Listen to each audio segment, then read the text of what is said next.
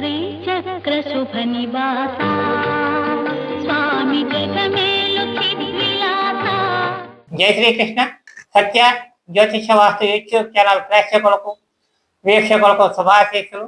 ఈరోజు మనం ఈ వీడియోలో సుబ్రహ్మణ్య షష్ఠి ప్రత్యేకత గురించి తెలుసుకునే ప్రయత్నం చేద్దాం. ఈ విశ్వావసన సంవత్సరంలో ఇది 26/11/2025 బుధవారం సుబ్రహ్మణ్య షష్ఠి. ఈ షష్ఠి తీర్థం అంటే ఆ రోజు దేవేంద్రుడు దేవసేనను సుబ్రహ్మణ్యేశ్వర స్వామికి ఇచ్చి వివాహము చేసిన రోజు, కళ్యాణము చేసిన రోజు. అంత విలువైన రోజు ఈ సుబ్రహ్మణ్య షష్ఠి.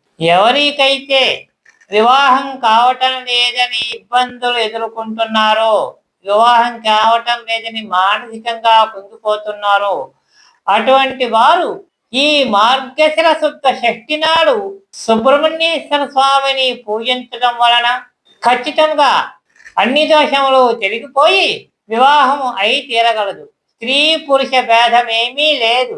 అలాగే జాతకంలో కుజదోషం ఉన్నవారు, నాగదోషం ఉన్నవారు, వివాహమై సంతానము లేనివారు, పాస్పోర్ట్ మరియు వీసాలు రాక ఇబ్బంది పడుతున్న విద్యార్థులు, ఉద్యోగార్థులు ఈ రోజున సుబ్రహ్మణ్యేశ్వర స్వామిని అర్చించి తమ మనసులోని సమస్యను స్వామికి విన్నవించడం వలన ఖచ్చితంగా వారు అతి వేగంగా మంచి ఫలితాన్ని పొంది తీరుతారు.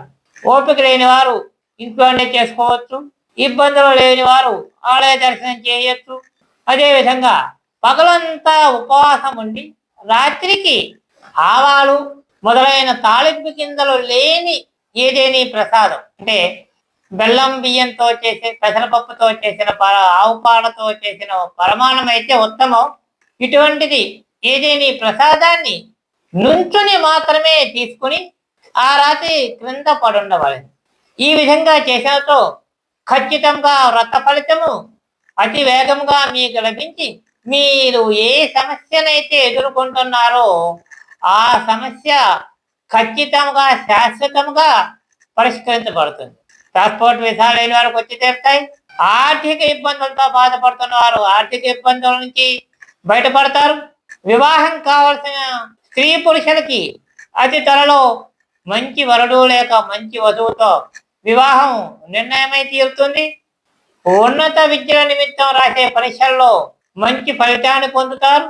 ఉద్యోగాల కోసం చేసే ప్రయత్నాలు విజయవంతమవుతాయి. ఇలా ఒకటనే కాకుండా ఎన్నో రకాలైన సమస్యలకి ఈ సుబ్రహ్మణ్య షష్ఠి మంచి పరిహారంగా శాస్త్రంలో చెప్పబడింది. ఎవరికి తోచిన రీతిలో వారు ఈ షష్ఠి వ్రతాన్ని ఆచరించి మంచి ఫలితాన్ని పొందగలరు. స్వస్తి. జై శ్రీకృష్ణ.